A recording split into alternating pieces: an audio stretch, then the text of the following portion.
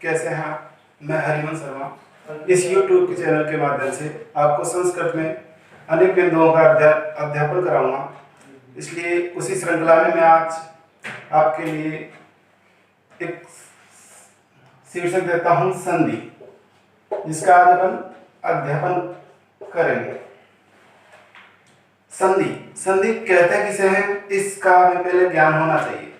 संधि जिस प्रकार दो वस्तु या वर्ण शब्द मिलने से जो परिवर्तन उत्पन्न होता है उसे ही संधि कहते हैं। जिस प्रकार दो रंग मिलकर एक नवीन रंग का निर्माण करते हैं, उसी प्रकार वो जो परिवर्तन उत्पन्न हुआ वही संधि है। जैसे आप लाल व काले रंग को मिलाएंगे तो एक नवीन ही रंग उत्पन्न होगा। जो नवीन रंग उत्पन्न होता है उसे ही संधि कहते हैं, मतलब जो परिवर्तन है उसी को ही संधि कहते हैं। संस्कृत में इसके लिए एक सूत्र भी बनाया गया है, जिसका सूत्र है, देखिए आप वो सूत्र देखिए, परः सन्निकर्षः संहिता।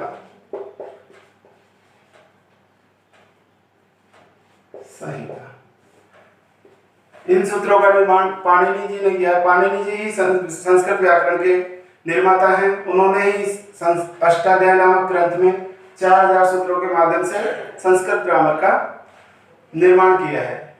तो उन्होंने संधि के लिए एक सूत्र का निर्माण किया, जिसका नाम है परसन्निकर्ष संहिता। अब आती है संधि। संधि कहते किसे हैं, इसकी परिभाषा देखें तो परिभाषा होती है दो या दो से अधिक वर्णों के मेल से उत्पन्न जो विकार उत्पन्न होता है उसे ही संधि कहते हैं। मेल को संधि नहीं कहते हैं, जो विकार उत्पन्न होता है उसे ही संधि कहते हैं। तो अब इसे लिखते हैं, दो या दो से अधिक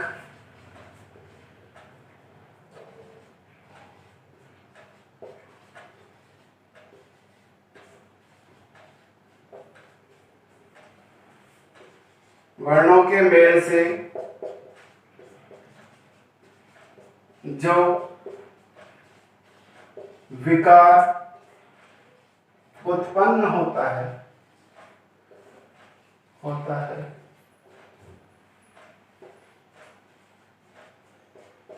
उसे ही संधि कहा जाता है।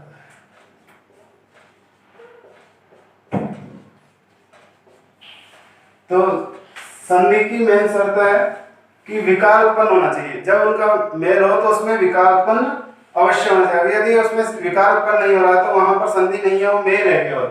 उसका आगे अध्ययन करेंगे, उसको क्या कहा जाता है वो अगले बिंदु में पढ़ेंगे। यहाँ देखिए केवल जैसे आपको उदाहरण के माध्यम से बताते हैं, आप इसको नोट कर सकते हैं या स्क्रीनशॉट लेकर भी आप इसका अध्ययन कर लें।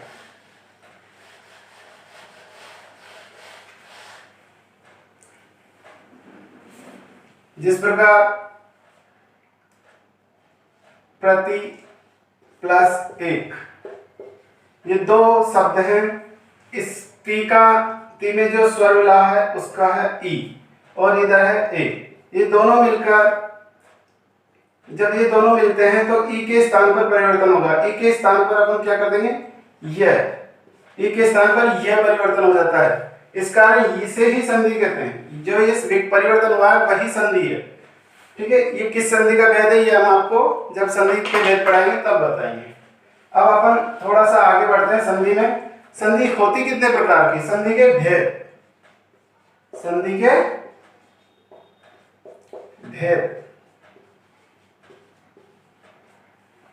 ये तो सभी जानते होंगे, आप पढ़ते हैं। देखिए संधि का पहला भेद होता है स्वर संधि।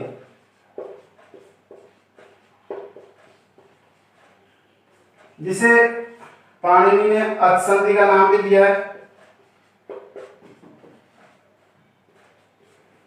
दूसरी संधि का नाम है व्यंजन संधि, इसे हल संधि भी कहा जाता है।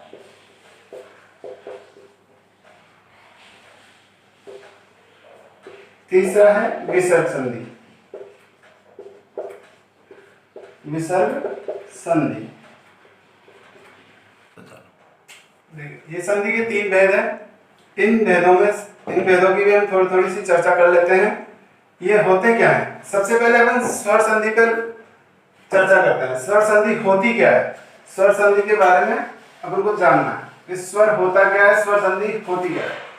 सबसे पहले तो अपन को स्वर के बारे में ही जानना होगा। स्वर किसे कहते हैं? स्वर की परिभाषा क्या होती है? स्वर जो उच्चारण में किसी अन्य वर्ण की सहायता न ले,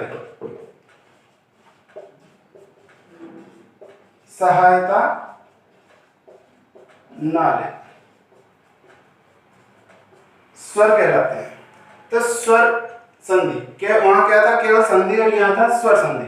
तो स्वर संधि की परिभाषा में भी कुछ ज्यादा अंतर नहीं है। जहां पर परिभाषा में पढ़ा था 2 या 2 से अधिक वर्ण, तो अब अपन को वर्ण की जगह केवल स्वर करना है। तो जैसे इसकी परिभाषा क्या बनेगी?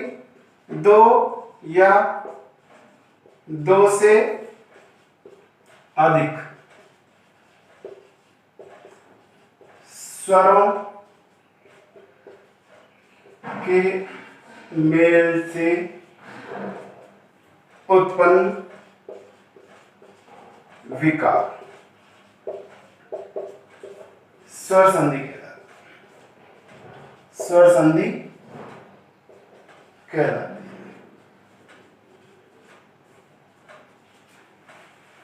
मतलब ये संधि में वर्ण है, इसमें स्वर है। दोनों तरफ जो अपना प्लस का चिन्ह है उसके इधर भी स्वर होना चाहिए और उधर भी स्वर होना चाहिए। दोनों तरफ से स्वरों का मेल हो तो वो स्वर संधि कहलाती है। जिस प्रकार हम देखते हैं, जैसे अपन ने लिखा हिम प्लस आल है, प्लस के पहले क्या है? अ, इधर आ, दोनों का मेल होने से क्या होगा? आ, और बना क्या आपने शब्द? हिमालय। जो स्वर में परिवर्तन हुआ है, जो स्वर में परिवर्तन होगा तो वहां स्वर संधि होगी। इसी प्रकार व्यंजन संधि है। आप व्यंजन संधि को भी देख लीजिए। व्यंजन होते क्या?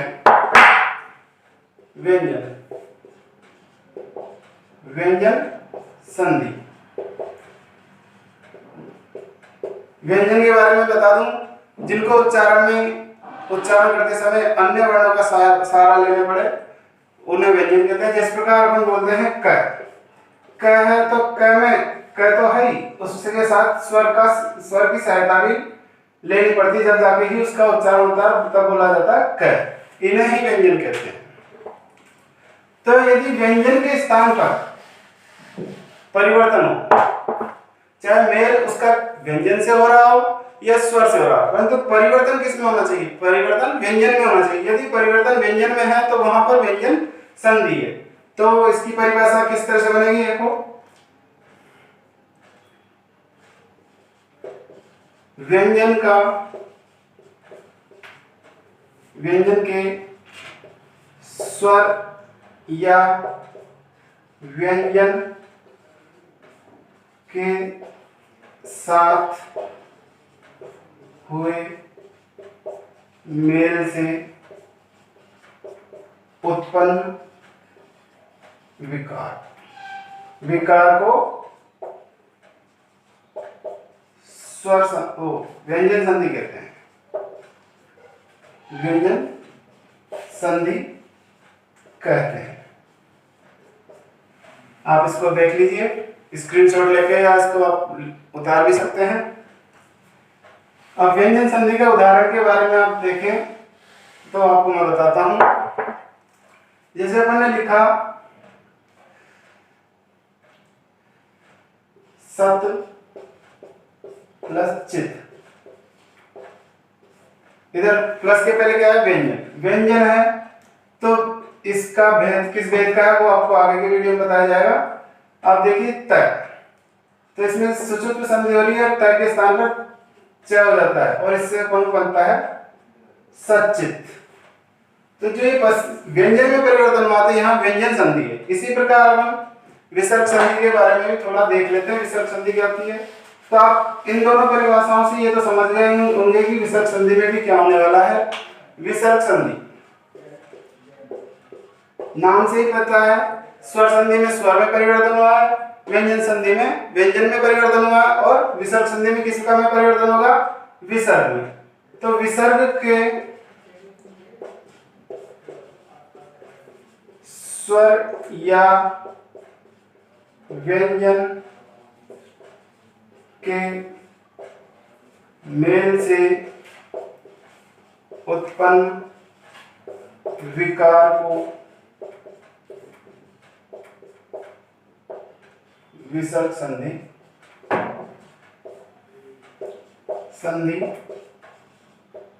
कहते हैं। जैसे इसका उदाहरण देखिए, नमः प्लस का, यहाँ प्लस के पहले विसर्ग है, आगे स्वर या व्यंजन कुछ भी हो सकता है, परंतु प्लस के पहले विसर्ग होगा। तो जब विसर्ग के स्थान पर जो परिवर्तन होगा उसे ही विसर्ग संधि कहते हैं। तो इसमें सत्व विसर्ग संधि होती है, वो आपको भेदों में बताया जाएगा वो क्या होता है। इस तरह से यहाँ पर विसर्ग के स्थान पर स हो गया, तो यहाँ पर विसर्ग सत्व विसर्ग संधि हुई है। इस प्रकार हमने तीनों संधियों का थोड़ा थोड़ा अध्ययन किया है। इनके कई भेद होते हैं जिनका हम आगे के वीडियो में अध्ययन करेंगे। इसके साथ धन्यवाद।